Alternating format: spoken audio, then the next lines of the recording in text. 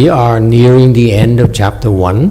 The title is Pureland, and here this is a section that talks about a sample, representative sample of the Mahasattvas who were in attendance when the Buddha spoke of this Vimalakirti Sutra. Vimalakirti Sutra is a very famous sutra in Mahayana, because it speaks of really inconceivable things that are really incredible. What the other religions call it miracles or whatever, we call it incredible because it's way beyond understanding, and it's for real. And so these beings here, these Mahasattvas, meaning they're very high-level bodhisattvas. Some of them are actually Buddhas who pretend to be bodhisattvas, okay? And so that's what in Buddhism is called concealing the great and revealing the small, or the tiny, okay? And so bodhisattvas compared to Buddhas are actually the great versus small, believe it or not, okay? And so these Mahasattvas are extremely powerful, and here in the section here we have the great blessings to be able to know what is it they do. So it's like this is like dropping names. If you know about them, meaning that you understand what they do, you have some affinities with them. And for example, here on slide 288, Bodhisattva jewel staff. 宝藏菩萨. And you hear a bodhisattva that you feel to have some affinities, you'd be interested in becoming like him in the future, then this enables you to create affinities with him or her. And that means that if you need help in the future, you can simply call this Mahasattva's name with sincerity, and he'll come to help you. Okay, so these are very powerful beings in the universe. Okay, so it's like I used to get in trouble in Vietnam when I was growing up, where we typically would ride these scooters, okay, and to go anywhere in Vietnam, you ride scooters everywhere.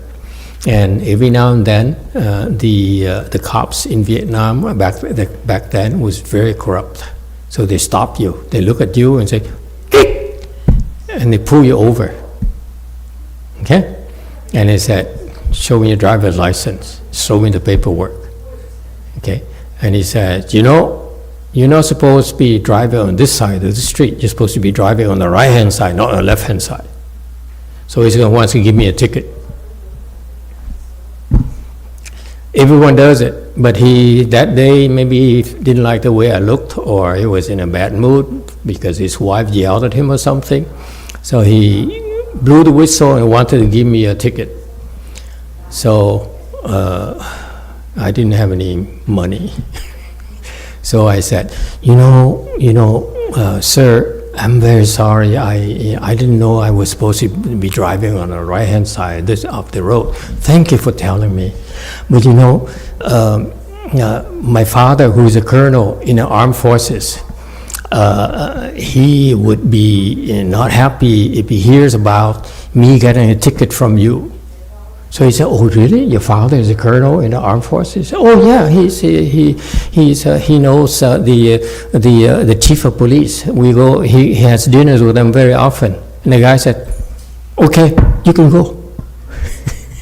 It's called dropping names. You hear? So that's why when you hear about these names, if you have some affinities with them, you can drop names, and the troublemakers will disappear. I swear to God. Okay, so this is so cool. Let me tell you. So this Bodhisattva jewel staff here, the great master tutor, who is Mahasattva himself, His Mahasattvas, they came to our world to teach us more, help us understand more about how wonderful, how inconceivable the Buddha Dharma really is. And so he explained what is this Mahasattva jewel staff, what does it mean? Okay, so this is in Chinese. He's Chinese. He's a part of the Tien Tai school. He's a fourth patriarch of the Tien Tai school.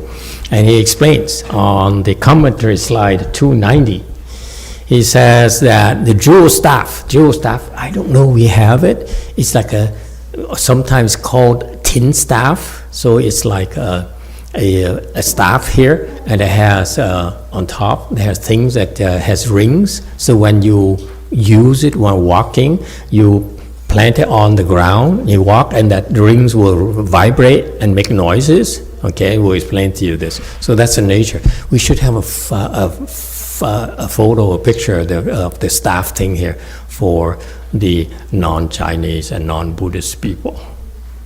Okay, maybe have ChatGPT in the future. Illustrate. Oh yeah, we have Earth of Bodhisattva outside. Yeah, the real one is much more interesting. Yeah, thank you very much. Okay, so this staff here is replete with blessings and wisdom.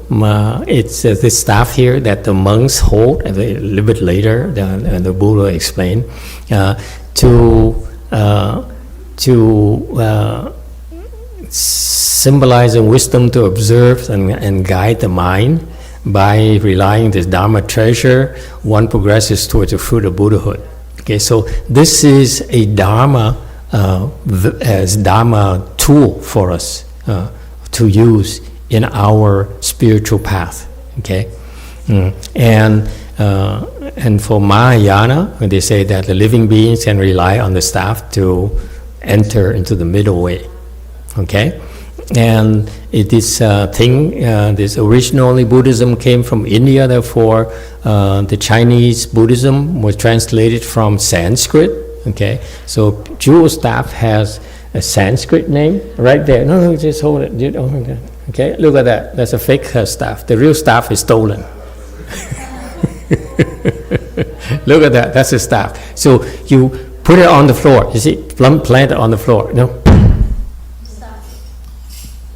You see, like that. You see? Yeah. Master, people at other temples cannot see. They cannot see? Yeah. Tough luck. They have to go here. I can't help everyone. Okay?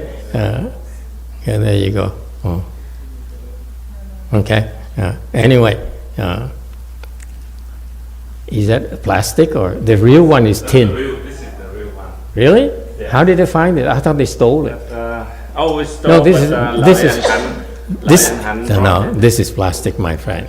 This one is. Yeah, you don't know. It's the not. head only. Yeah, the head only. That's the. Yeah, the head is real, but the body is not. Thank you very much. So this is what they do. Okay, so it's called the sounding staff, the resonant staff, because when you walk with it, the sanghas, the monks and nuns, they walk and they plant on the ground, and they walk and they lift and they plant. Okay, along with their walking. The Buddhist monks back then are supposed to go alms bowls. Okay, when they eat, they would go and they would use practice in the forest, meditate in the forest, and then around 9 or so, they would walk from the forest to the nearby villages and go on to beg for food. Okay, and then they pick up the food and they come back to the forest to eat. Okay, so when along the way they would use the staff here and it makes noises. Okay, and when they get to the houses, they do sequential begging, so meaning they can go to 7 consecutive houses. Okay, and when they stand in front of the house, okay, they don't ring the doorbell. Back then, there's no doorbell.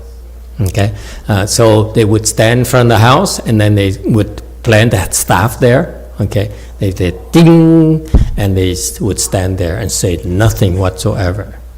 Okay, and they wait for a while. And if the owner takes too long to respond, they would move to the next house. Sequential begging. Okay, they can only do it for 7 houses consecutively, and then they have to go back. They can't do it forever. Okay, so it's called sequential begging, and it's kind of cool. That they are not supposed to draw attention to themselves. So the people in the know, Buddhist disciples in that area who know, around that time they would prepare food for offering. So they would come out and get on their knees and offer the food to them, and they would put it in the bowl, alms bowl. Okay, so a big bowl there, and they would bring the food back when it's full to the forest and share with the, let's say, older monks who cannot go begging anymore. Okay, so that's what the staff is for. And because of the noise, it drives away the pests and the insects and animals. Okay, and so it is a tool that monks use as part of the daily lives. Okay, and according to the Buddhist sutras, and this is from the some kind of sutra here. Okay, he says that at that time the World Honored One spoke to the monks, saying, "You should all take up the staff. Why is this so? In the past, all Buddhas held this staff. In the future, all Buddhas will hold this staff. In the present, all Buddhas also hold this staff. Just as I today, the World Honored One, have attained Buddhahood, I too hold this staff. Past, future, present Buddhas all teach their disciples to hold the staff." So it is part of our daily use items for the monks and nuns. "And therefore I, the World Honored One who have now attained Buddhahood, teach you in accordance with the Dharma of Buddhas. You should now all take up staff." Why is this so? This staff is called the staff of wisdom, and it is also called the staff of virtue. It signifies the manifestation of sacred wisdom, and hence it is called the staff of wisdom. It is the basis of virtuous deeds, and therefore it is called staff of virtue. Such a staff is a symbol of the sage, the distinguishing mark of the wise, the correct banner for progressing on the way, and the sign of one's commitment to the practice of the Dharma. Therefore, you should all take up the staff in accordance with the Dharma. Okay, so the Buddha actually specifically taught his left-home disciples to use the staff in their daily lives. Okay, because it will help them open the wisdom and generate virtue by the use of it. Okay, if you follow the Buddha's instruction, you generate a lot of virtues, a lot of blessings, and it significantly increase your wisdom.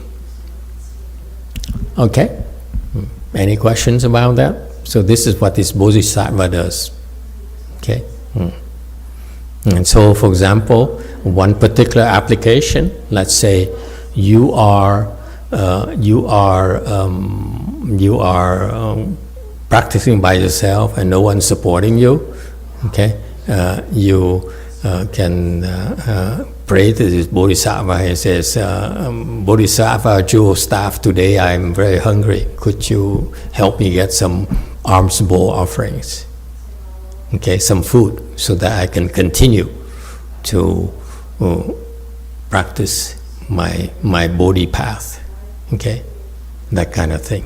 Okay, so jewel staff here, by design, it's to help the monks and nuns pursue their spiritual life. By using it, we increase our wisdom and our virtues. Okay, so this is like insider information. This is what you do, and you put yourself in a very good position to make progress. Okay, next Bodhisattva. Bodhisattva invincible. 无胜菩萨。 Okay, this Bodhisattva invincible here, according to Master, Great Master Chucha, he says, how does he stay invincible? Okay, meaning that when you get into a fight with him, he will crush you. No one can ever defeat him, ever. Okay? How does that work? He says, this Mahasattva, this Bodhisattva here, he has obtained the real marks Dharma. And therefore, real marks Dharma meaning he's enlightened to a very high level. So he only looks everything as they truly are. That's real marks. For example, for nowadays, we look at, especially a lot of people, men and women alike, resort to plastic surgery. So when you look at them, it's not the real deal. All right? They may look nice and everything, but it's not the real deal. So the Mahasattva look at them and say, oh, actually you have plastic, there's plastics here, and then, and so forth.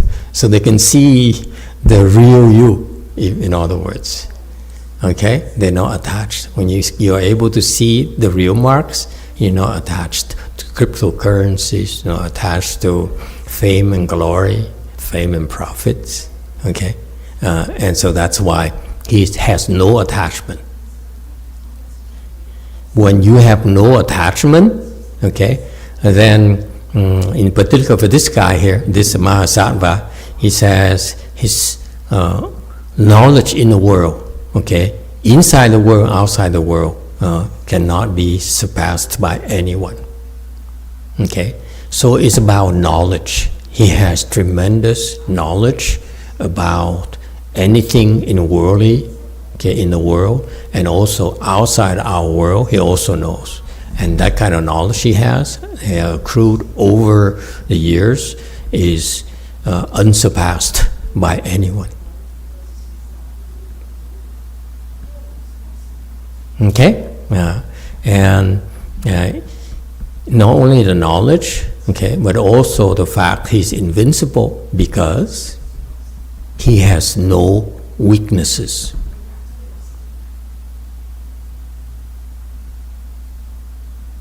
All right? When you see real marks, you're able to see the real truth.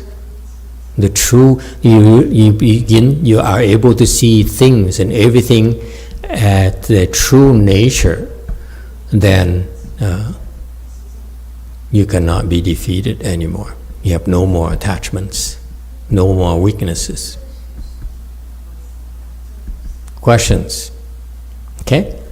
Food for thoughts is not something is meant for you to understand. No, for these certain types of information here is to open your mind, to say that there's things that are so much more important, so much bigger than worrying about money, like how many more billions can I make? Or how much money I lost in the stock market right now, okay? That's tiny, okay? That's insignificant. It should not affect you at all, all right? So, because if you really have this kind of wisdom, you will not be attached to anything at all, because you see them as empty, as they truly are, all right? Any questions? Next. Well, you're going to go through very fast today. Thank you. I'm sleepy too. Bodhisattva adorned lands. 严度菩萨。 Okay. Yen Tu Pusa. Commentary slide 297. It basically says here, adorned lands. So this Buddha here, this Bodhisattva here, Mahasattva here, his specialty is to adorn all the Buddha lands. He does not.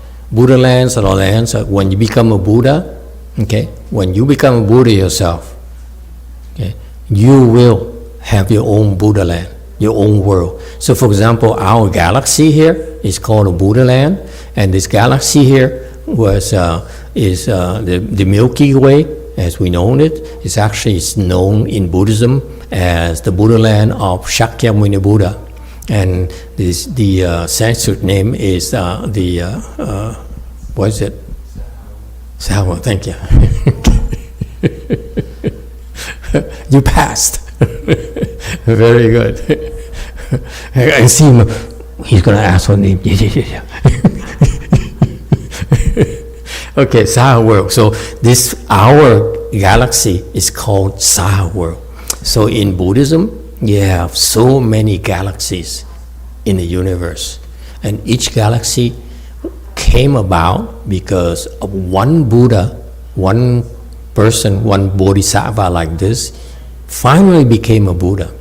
And in order to help his living beings, okay, the living beings who helped him when he was cultivating on the path to Buddhahood, he now then would create this Buddha land, this space here, this galaxy here, so that those people who that he have conditioned with, they would be brought, can be born, okay, to his Buddha land.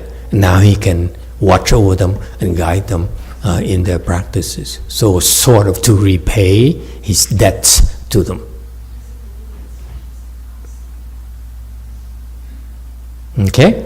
So that's how it works in Buddhism. It's always debt repayments. Okay? Meaning that along the way of their spiritual practices, they had help from us. Okay? Like today at lunch here, we are very, very pleased to have so many new faces. Okay? I don't know where they came from. So many faces came, showed up at all of a sudden. Okay? And in a very hot day, as a matter of fact. And luck has it that one of our better chefs decided to come to the temple to cook for us. And so it's so cool. I'm very grateful for that. I'm grateful to be able to share some few good things to eat with all of you, and for that I owe you. So in a way, that all Buddhas and Bodhisattva, I'm not a Bodhisattva nor a Buddha, but in our spiritual path, we choose to be beggars, so that we have to beg for your help in order to cultivate. And when we become a Bodhisattva, Mahasattva, and Buddha, then we remember those debts. And that's why we feel compelled. Because many of you, I don't know about how you feel. How do you feel when I become a Buddha? Just in case, just speaking out of turn, when I become a Buddha, what kind of Buddha land would you like to have? Pure land or impure land? See, the Buddha land here is impure because there's a lot of suffering. Okay, a lot of greed, anger, and stupidity. The other types of Pure Land are pure. Buddha lands are pure because it's the absence of suffering. There's no greed, no anger, no stupidity at all. That's why the living beings there, they know no suffering whatsoever. Okay? Just for my quick survey here, for all of you, what kind of Buddha land would you like to be? The pure one, the good one, with the gold and the lapis lazuli and the diamonds and so forth everywhere. You don't even bother picking them up. Okay, you don't pan for gold anymore because the gold is on. You walk on gold. Okay, so that's a pure land, very adorned, very rich. Okay, if you own a property, how much do you think a property in a pure land like that would cost? A property like something like this here, the piece of house that we have here, okay, where you were eating lunch, okay. How much do you think that is worth in the Pure Land? Just bear in mind that for 7,000 square foot, where that lot is, okay, it's paved with gold and silver and lapis lazuli and the 7 gems. Okay, and I'm pretty sure they must be at least 10 feet thick, so that you can plant trees on it. Okay, how much do you think it's worth? A lot of money. Yeah?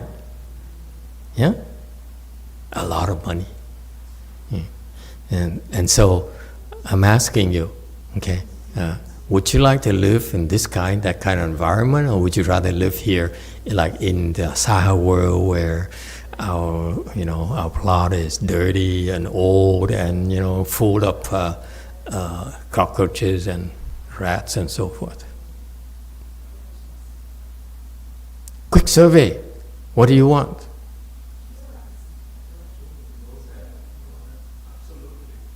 Where? You want to go Pureland? Boring. I have to go first to decide. You go first and decide later? No, because how can I compare that to this one? I don't know what it really is. I just described to you. What you say is not necessarily what it is.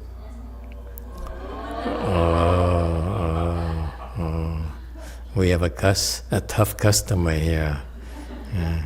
I see a non-believer. Just conceptually, it's no dirt. It's only gold. It's only silver. It's only diamonds. All gems. It's no dirt at all, anywhere. Layers of layers of layers. There's no dirt. So in Western Bliss Pureland, gold is like dirt.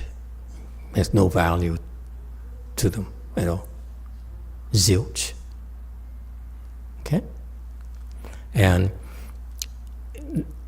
I imagine in a Western Bliss Pureland, that house, like gold forest here, is considered the ghetto.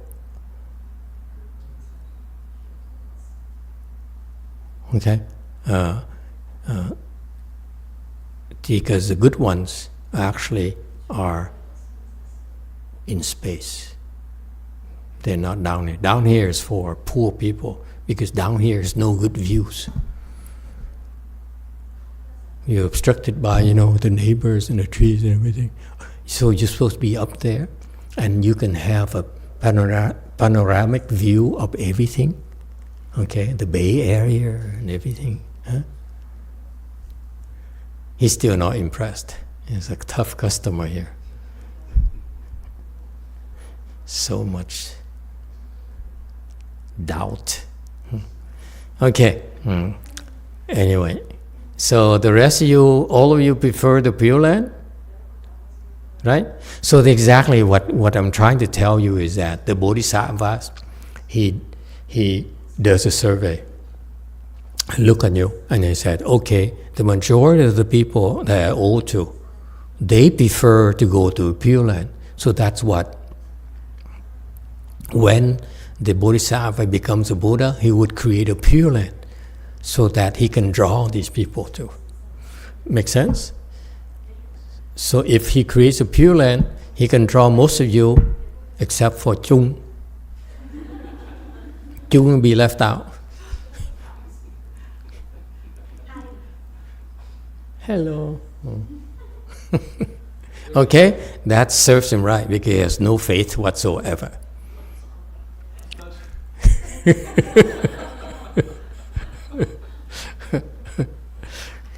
Did you know that, huh? No, he has no faith whatsoever, Chung.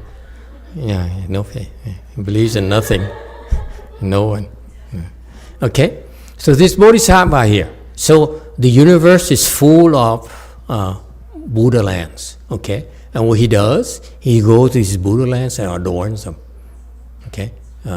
He plants trees, he I don't know what else you do for adorning, okay? But he does, he brings adornments to everywhere in the universe. And how do you do that? You adorn. For us, we think of adornment as gold, as gems, jewels and so forth. Well, actually, the gold and the jewels come from, it says here, according to this Master Sutra, it comes from your mind is pure. When your mind is pure, you are adorning everywhere you're at. Isn't it beautiful? So it's even more beautiful than gold, than gems. That's why we will never have gold and gems in our temples, because I'm counting on your purifying your minds.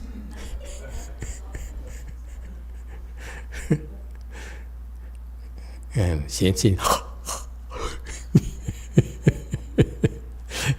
okay, next 298 Bodhisattva golden top knot. 经济菩萨 Okay, top knot is the bump in the middle of the Buddha's head. Only Mahasattvas and Buddhas have that.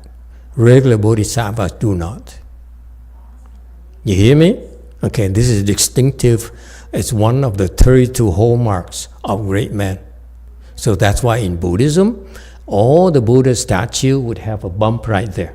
See that in the middle? That red thing there? Okay? The bump on the head right there? Okay? That's a mark of Buddhas and Mahasattvas only. Bodhisattvas do not have bump even. You're not impressed. Okay? So that's why their virtues, their blessings manifest in the form of a bump on the heads. It's not like they got hit on the head. Not at all. It's a mark of virtue and blessings. So far, so good. Okay. Compared to your heads, I don't see any bump on your heads. Okay? So you can tell, you can rest assured, none of you is a Mahasattva. Okay? So that's why it's called a top knot. Okay? And this top knot here is actually stores a jewel, okay, that emits light. Okay? And so that's why this golden top knot, Bodhisattva, Mahasattva here, his bump on the head actually emits golden light of wisdom. So his wisdom is so pervasive that it emits light and illuminate the entire Dharma realm. Okay? That's what he does. All right? Next, Bodhisattva pearl top knot. 诸暨菩萨 Now the previous one is golden top knot, so it emits golden light. This one here is slightly different. His top knot here, the bump in the head here, actually it has different interpretations. Okay, that's why we list them all out for you. You can choose your own interpretation. Okay, is the top knot here, that pearl top knot symbolizes real mark wisdom, which is the highest form of wisdom in Buddhism. Okay, that you can ever achieve. So far, so good. What is it? One day you know what it is. For sure. Okay? So the part of that path is that you heard of it today. Okay? Maybe you heard of it before in the past as well, and probably most likely many times in the past already. That's why you didn't run away when I told you about the bump on the head. Actually, you're curious, am I going to get a bump on the head too one day? You will. Okay? It's kind of a cool thing to have. Okay? It's very special. So that's why they recognize each other. They don't recognize each other by the chair they drive or, the BMW, Okay, they recognize each other by the bump in the heads and what kind of light they emit.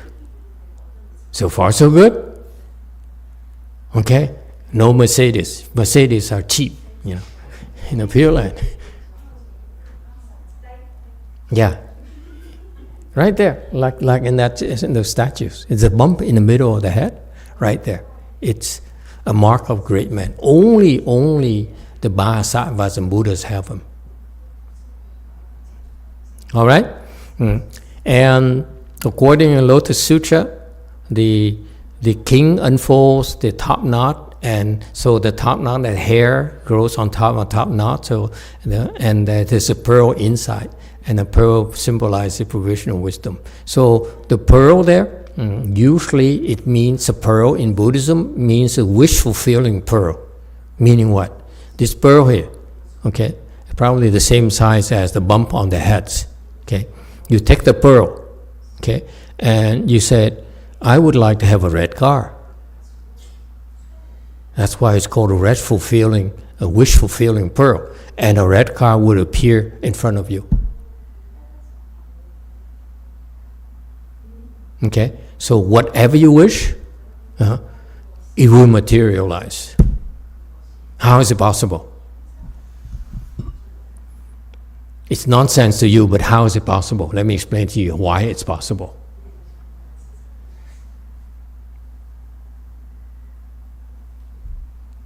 Anyone?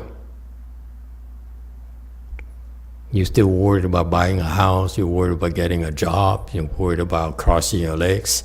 This is so far for you, How can I make a necklace appear in front of me so I can give it to my girlfriend? Huh? How is it possible?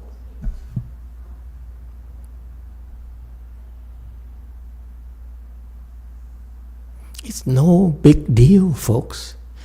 When you're born, if you don't believe me, when you die, after you die, okay, they bring you in front of the King Yama, the judge who will decide where you're going to go next. You say, I would like, Judge, I'd like to go up to the heavens. Okay, heavens up here, desire heavens. The heavens, let's say where the Christian God is. So far, so good. I'm telling you, inside the secrets about what happens up there. This is described in Buddhist sutras. In the Avatamsaka Sutra in particular. You go up there. Okay, you're born up there by transformation. Well, poof, you die here, and poof, you up there, and you become a cute baby right away. That's called birth by transformation. No womb, no nothing, just poof, you appear. A chubby little boy, little girl. So far, so good. And then, within a week or a few days, you become adult. No growing up, no high school, no nothing. Okay, okay. And then you live your life as a heavenly being. What is that life like? Okay, we're not even talking about the Pure Land yet, folks. The reason I tell you about this is because this is in the Avatamsaka Sutra, which we explain tomorrow afternoon, as usual. Because it's such a vast sutra, I may not have enough time to explain everything to you. So I only pick the chapters that are important, that will be helpful to you, and to the future generations only. So anyway, this is described in that sutra. You go up to that second desire heaven. We are here, our earth. First desire heaven is for heavenly kings. Second desire heaven is Christian God. Okay, it's real. Okay, and you go up there, you become an adult, and how are you going to live? Will you have a job? No, you don't have to go to work. So far, so good. Sounds good, right? You don't have to go to work. No government jobs. Okay? You don't need to work. Right? Up Chung the LA. You say, I like this. Okay? Number one. Number two. Okay? if you don't have to work, how are you going to eat?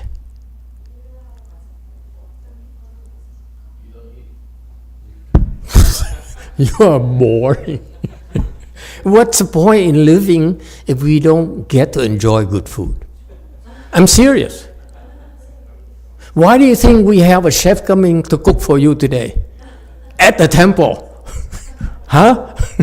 Because good food is important for cultivation. Agree? You feel better. I feel better. I don't know about you. I like it.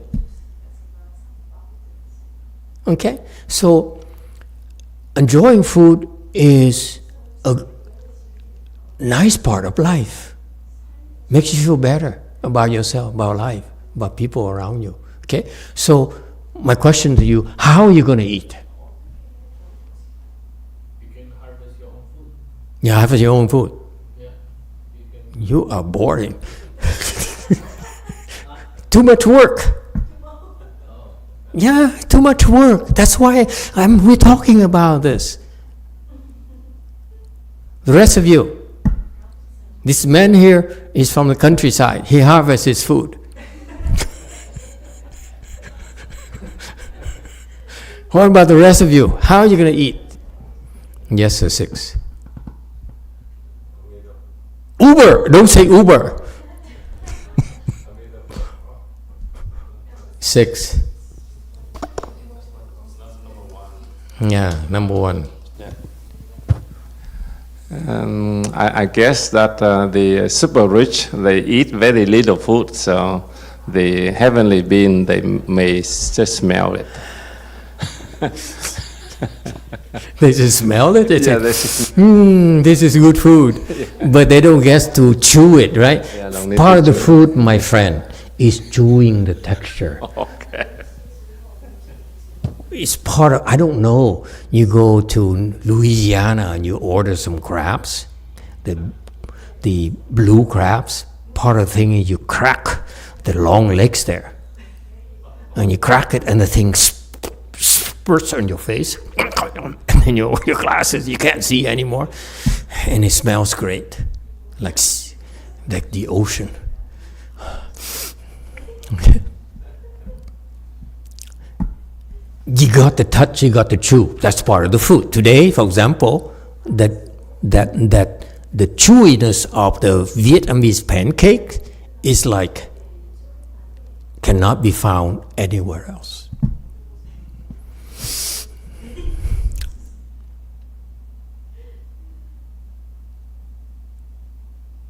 You enjoyed it, didn't you? That's part of good food. To enjoy the texture. Enjoy touching it, breaking it up, and see how crispy it is, and chew it and crack and that's food enjoyment. How are you going to eat? Really? You've been like studying Buddhism for all these years? I don't blame him. He's like new, so we have to forgive him, for thinking of it like farming. Okay? The Buddhists don't farm. The real Buddhists, we don't farm.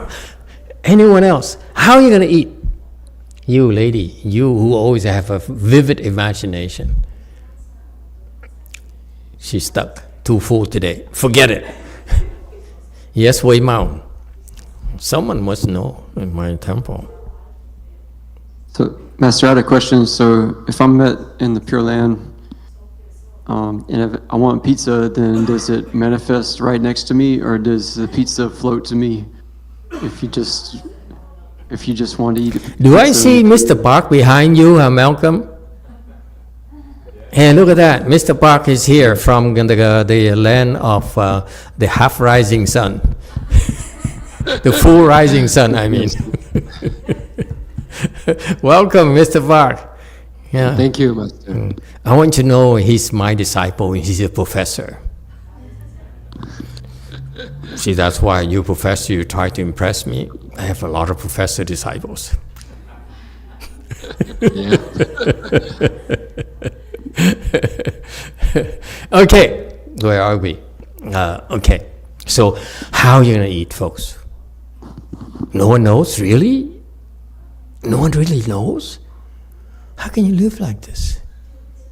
If you don't know, how are you going to plan for your future? I'm serious.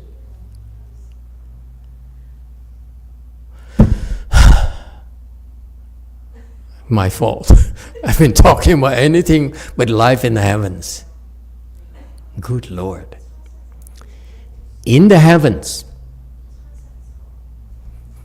if you want to eat Tony's Neapolitan pizza, what do? It's one of my favorite, by the way. You know that? Don't get me started.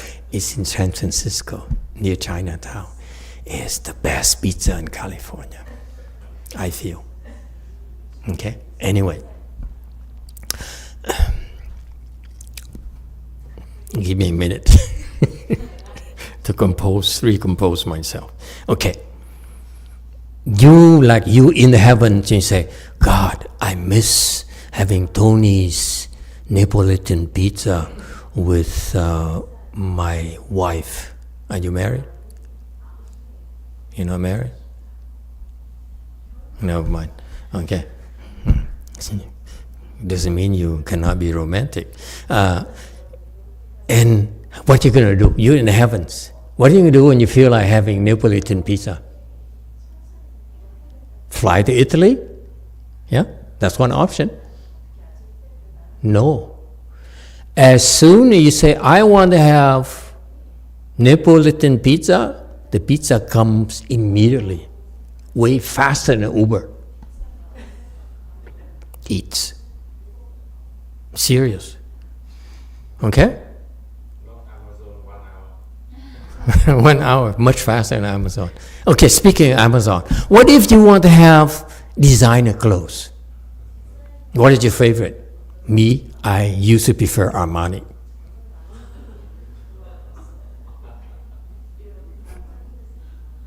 See, all the people, Armani? You peasants. It's Italian for... Anyway, how are you going to wear clothing? What kind of clothing are you going to wear? As you want to wear Armani. So you fly to Italy or to Paris to get fitted? No. As soon you want to have, I feel like Armani suits today, the suit come perfectly with perfect fit for you. It doesn't matter, you short, you tall, you fat, it's all perfect. That's heavenly blessings for you. Is that clear? Okay? How is it possible? Because here, it's possible because we have the money to fly to, let's say, to Milan, okay? Go there and get fitted, okay? And have them altered for you, okay? And then you fly back, and they fly it back for you because you can afford it. Is that clear? You can pay for it. You can pay for the suits, you can pay for the alteration, you can pay for the airfare. Yes? That's a matter of money. Yes? In the heavens, it happens in the same fashion. You have heavenly blessings, therefore you can have exactly what you want immediately. Does it make sense to you? Can you believe that?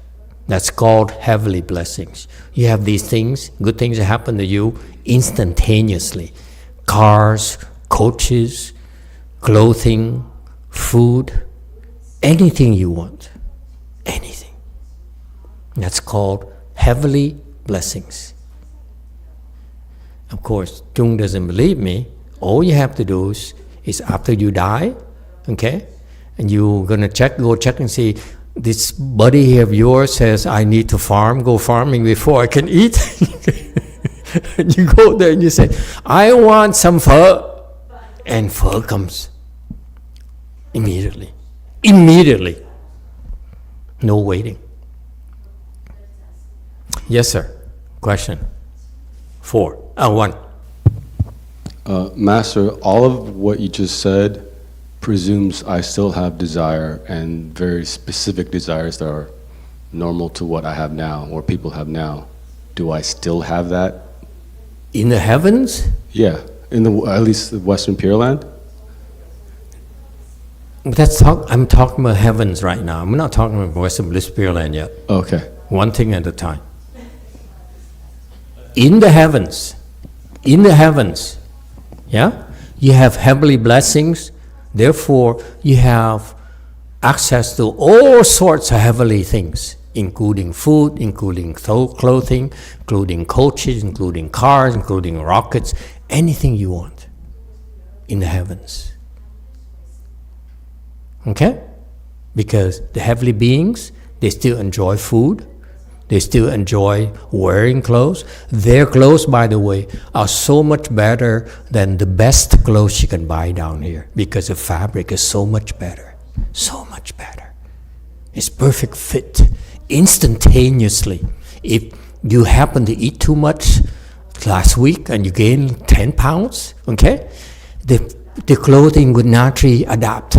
You don't need to order new ones. Yes, sir. Did you have a question? I thought when you died, then you won't have the body anymore. Temporarily for 49 days, you won't have a body, but after that, you get the next body. Oh, really? Yes. What kind of body? What kind of body? It depends. For you, probably a worm. Huh? Because you do too much farming, you kill too many worms. Then you become a worm so that they can kill you. You become a worm and the next farmer would cut you in half. So I thought that there will be no more body because the body is on earth. And then you'll have the spirit only, or your No, soul, your soul. You've been misled. It doesn't work like that. Oh. Okay. This is not my interpretation. This is what my Buddha's teaching. He observes how people evolve. We die. We have this body here. We die. And then we move into a temporary state for 49 days. And after that, we get the next body. And then after we die, same thing, 49 days of waiting until the condition materialize for you to move to the next house, the next body. Okay, so part of which is you go to the heavens. If you have a lot of heavenly blessings, such as you build churches, that's why you got born in the heavens. By the way, you Catholic person. Okay? You got that? This is why it's real.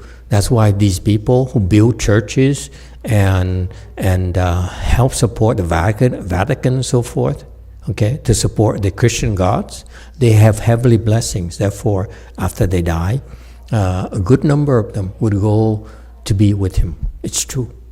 Buddha says so. Okay, and when they're up there, they really enjoy all sorts of heavenly blessings. Okay, because the concept is that here in our earth, if you have money, we can buy anything we want, right? Presidency,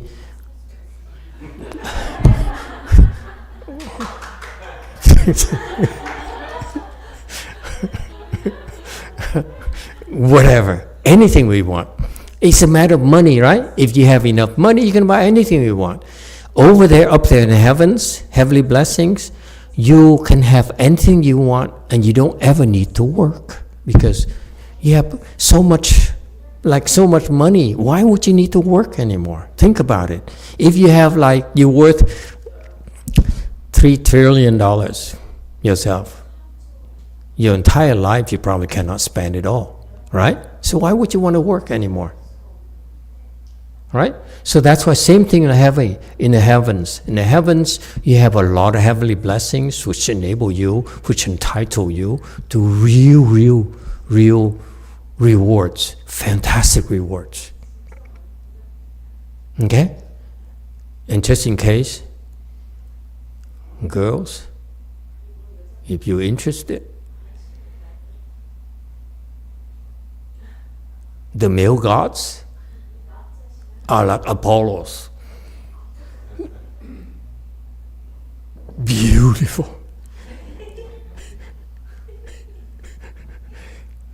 I know you girls like to watch the Olympics swim meets.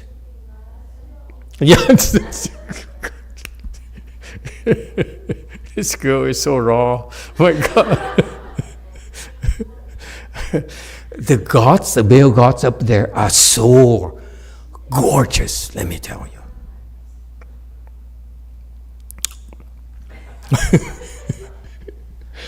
And men, okay, this women, are we happy, huh? Are you happy?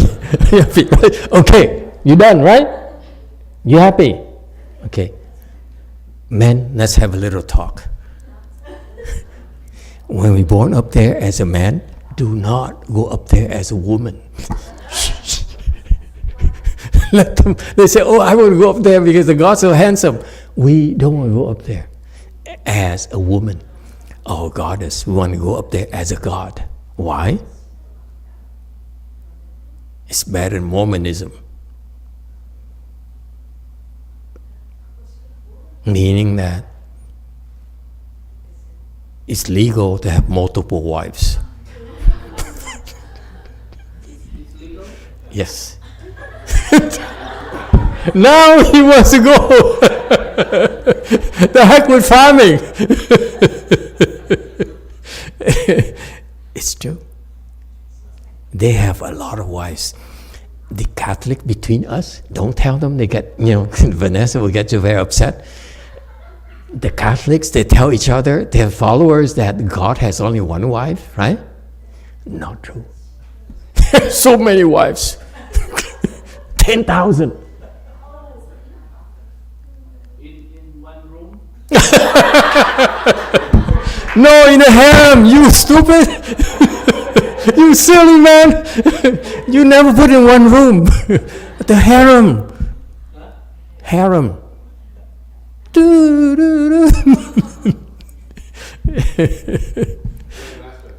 Yeah. Are they also nagging at you? No, never, never. They are so docile. They're still women though, right? They get jealous, but they know the boundaries. You say, Oh.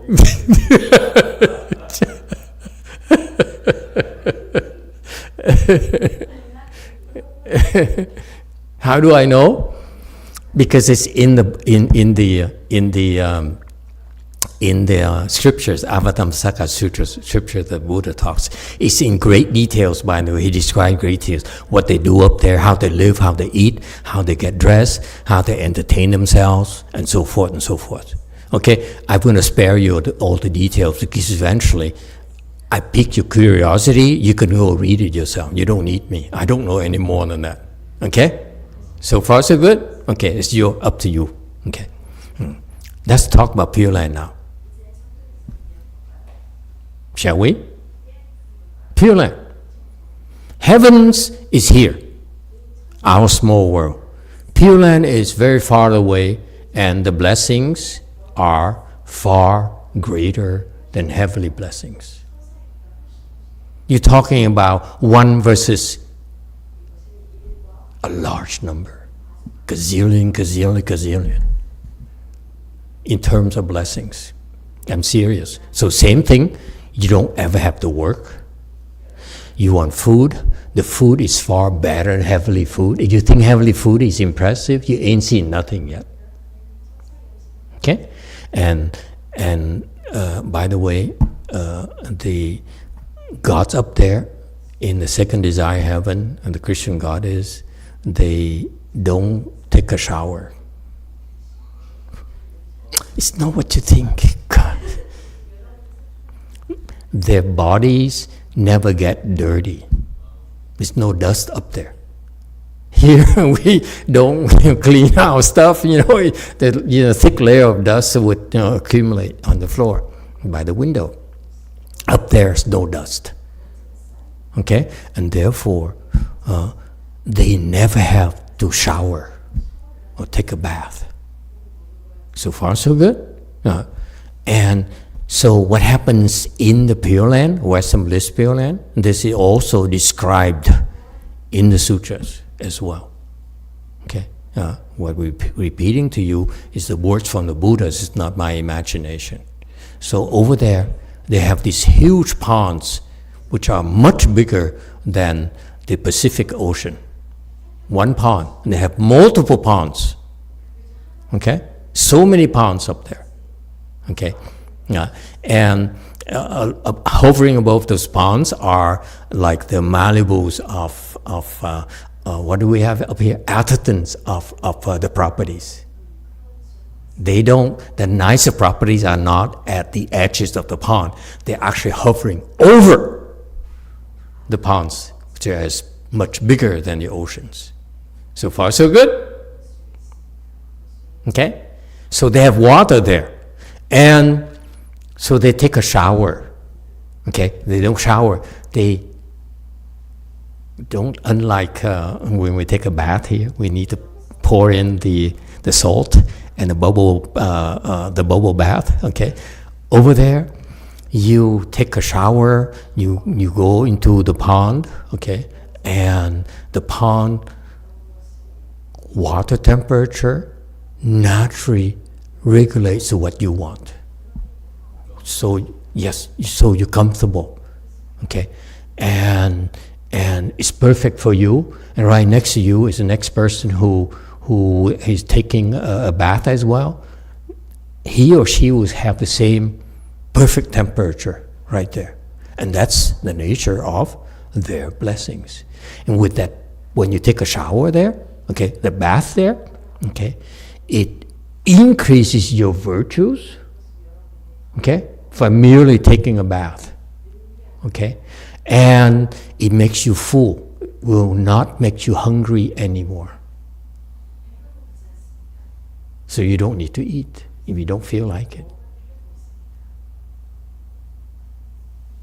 So the blessings are different. They're far better in the Pure Land than in the heavens. Far, far better. So far, so good? You don't believe me? It's okay. Go there, take a look. You don't like it, you can leave anytime. The difficulty is how to get there. It's not leaving. But how did they experience through meditation? They able to experience this? How can they experience it through meditation? They can't. They cannot. It's because it's so far away and we don't have enough blessings to experience it here. So the only way for you to get there is by, number one reason, is faith. It's like, look behind you, see that wall there? And with the curtain, can you see the other side? Assume you don't see the other side at all, is the Pure Land, okay? And it's the same kind of principle. If you want to go there, you cannot see it, you have to believe what we teach you. And then the other Bodhisattva pearl top knot here, and many Mahasattvas says, when I die, after I die, I want to go there. So they know what they want. They know what it's about. So we believe because we don't know enough, but we trust these people. I don't know Bodhisattva pearl top knot, but I know my master, Master Shenhua. I met with him, okay, Chinese guy. What happened? Do we have a photo of him or not? Behind me? Behind me. How did they know? How did they experience it? These guys here have been there many times. So they come back and say, I've been there, I know. They went and then they come back. They come back. Yes. Through meditation? No, for real. They became Bodhisattva pearl top knot. They came there, they went there already, and they said, I miss farming. They come back. They come back so that they can teach us. They can say, convince us, hey, farmer, go there. Reincarnate, yes. Well, he has a lot of good questions for a non-believer. Yeah, cool? So that's why in Buddhism, okay, it's not about me because I'm not important. But we have this Mahasasa Bodhisattva pearl top knot because he's been there. He came back. He became Bodhisattva pearl top knot. You hear me? And then he says, he told his disciple, he says, I hope you go to the Pure Land because it's the best place for you. Speaking from personal experience.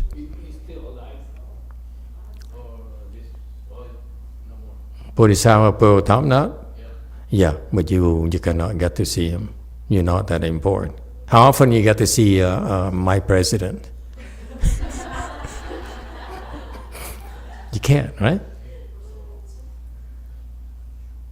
So he's way bigger than my president. You don't get to see him. However, if you believe and you pray to him, you bow to him, pray to him, he'll manifest in front of you. Okay? So that's why my Chinese teacher, Master Shenhua, okay, he's at probably a little bit lower level than Pearl Top Knot. But disciples of his, like me and many others, they bow to him, they pray to him, he would appear in front of them. Okay? Many of them, by the way, that's why we believe. We all believe. Okay? After he died, he appeared in front of so many people. I saw a glimpse of him myself in his temple. I even heard him say, "Get up! Cultivate, you lazy bum!" He's unpleasant. Sometimes. Okay? So that's why in Buddhism, okay, if you are sincere, you have a lot of blessings that will manifest in front of you to help increase your faith. So it's kind of catch-22 for you in that if you believe, you work harder, you pray to them, they will manifest. You don't believe, they won't bother. Okay? So far, so good. Poor T is struggling, so I don't know, this is too much, it's far-fetched.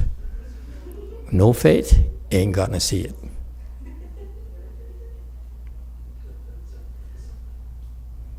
So far, so good. So that's going back. So in the Pure Land is far better and heavenly blessings. So going back to slide 301, it says here, the pearl here is a wish-fulfilling pearl, meaning that that pearl there is full of blessings. That's why these type of blessings will help you get anything you want.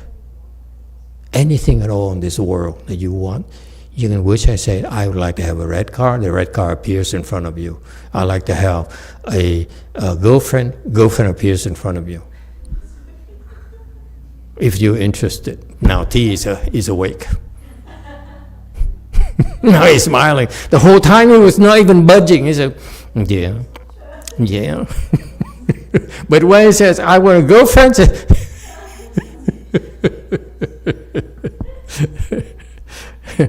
okay? Yeah. So never mind about, stocks and so forth. Yeah, it's nothing. Okay? If he says, I want to have 10 gold bullions, which is how much? A few $1 million. Gold bullion is very thick, very heavy. Yeah? So it's about over $1 million. Appears just like that. So why is it the nun? This guy has a lot of questions, doesn't he? Why is it the nun here cannot get married? Why is it the nun here cannot get involved with another human being when your teaching is saying that they can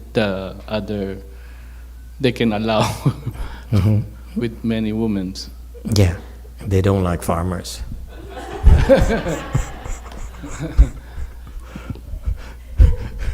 You ask too much. Because we feel like it. The reason being that it helps them become enlightened a lot quicker. A lot quicker. They don't have to. But if they abstain, they can become enlightened so much faster. Open wisdom so much faster, have so many more blessings. These people, they look poor right now, but after they die, if they decide, I want to go to the heavens, go to heavens. Every day, they do these ceremonies here. After we're done with this lecture here, you do a ceremony about 8 minutes or so. That creates a lot of blessings. So every day they've been doing this, day after day after day after day. At the end of their lives, they have so many blessings so that they can go to good places. Only one more? Okay, last one. Like, do they believe in God, like the creator, or is there like a God in your belief? Yeah, I don't know about them, but in the Buddhist teaching, we talk about the Christian God. It's not a creator, it's just a God. Okay? Meaning that he lives in the heavens, up above us, okay? And he has heavenly blessings, that's why he has a very good life, it's true. And you get there by creating blessings, by helping others, it's true. That teaching is correct, according to Buddhism, okay? But it's not the way that, exactly the way that you guys are taught, because he has a very, very good life. Very, very good life, far better than you know it in your scriptures. Okay? It's come from a Buddha, not from us. Okay? So case in point is that after you die, you can choose to go to heavens if you have heavenly blessings. So for example, never mind about the nuns are boring. Okay? I will tell you a personal case. My daddy was a monk too. He became a monk very old, and when he was about past 60 years old, and he asked my Chinese teacher, said, I'd like to be a monk because my son, okay, me, is becoming a monk. If I didn't become a monk, I would have to bow to him.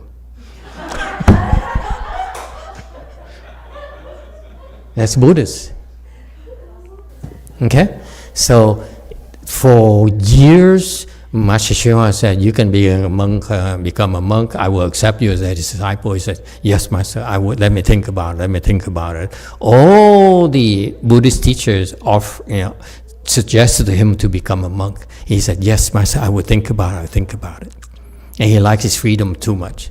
So one day, I showed up. I said, I'm depressed. I didn't know I was depressed. I said, it's not a whole lot of things I want to do anymore, so let me become a monk.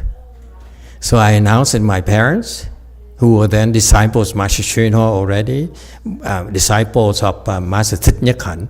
They all offered him to allow him to shave his head. They all offered him, okay?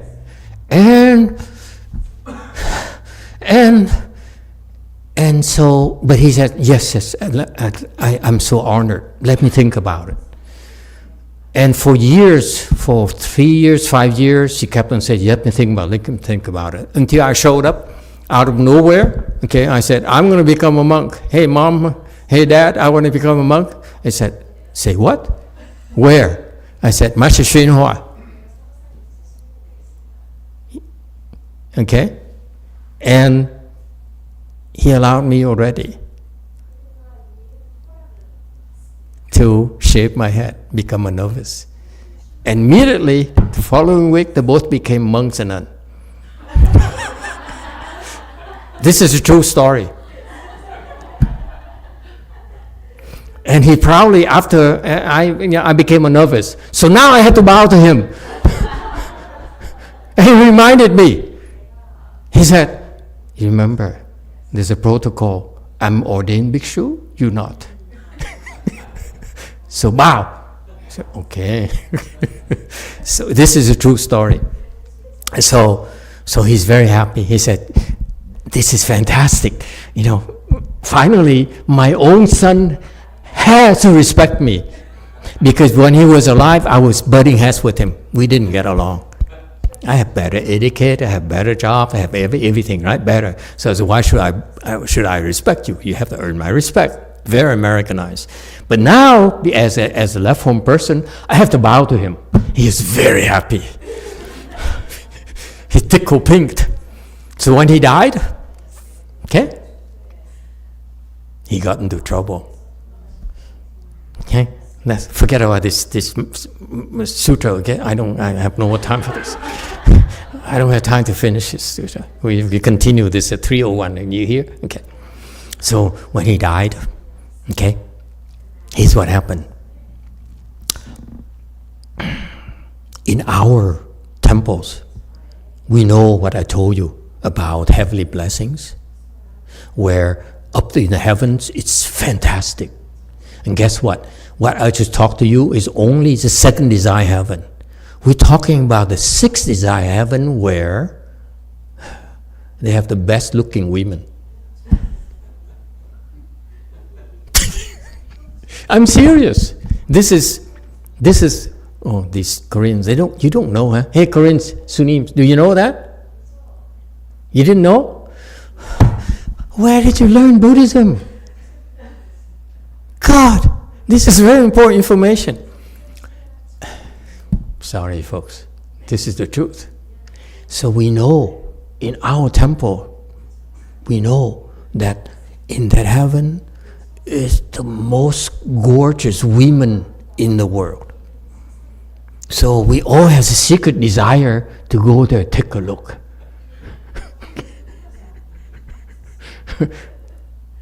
Me too.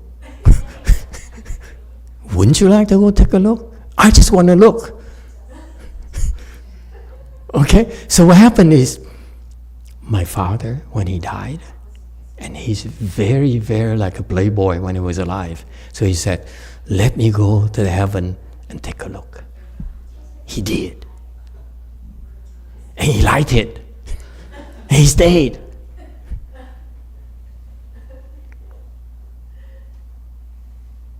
Is that end of the story? No.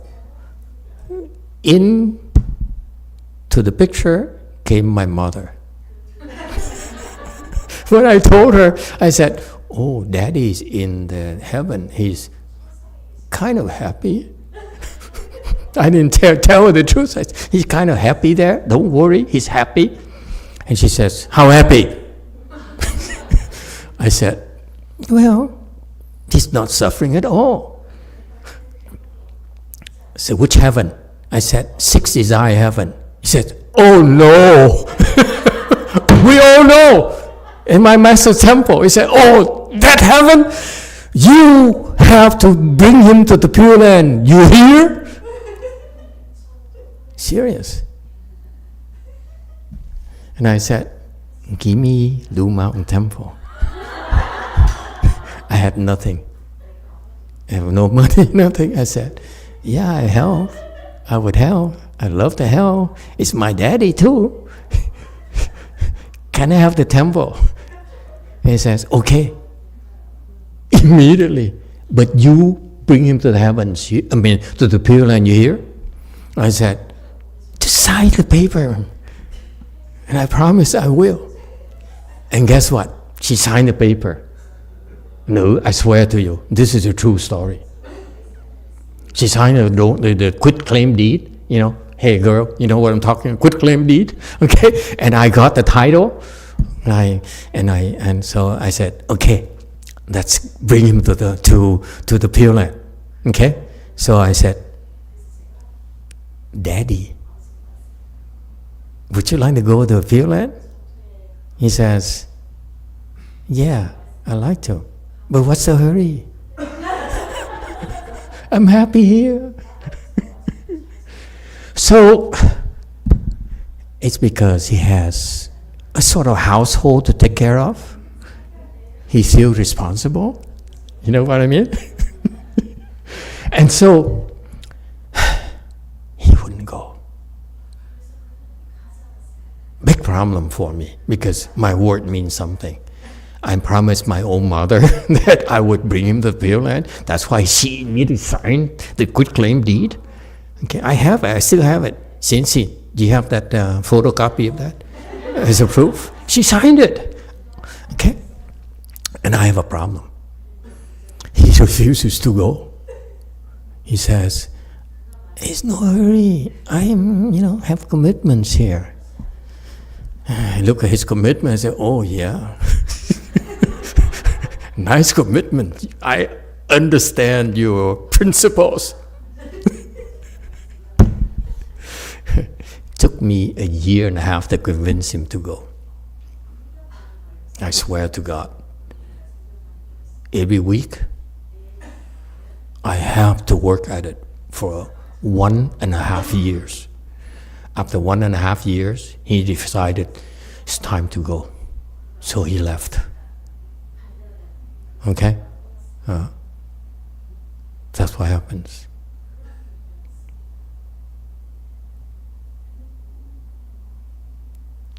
Happy ending, though. Okay, time is up. Any final questions? No questions? Okay. Thank you, everyone.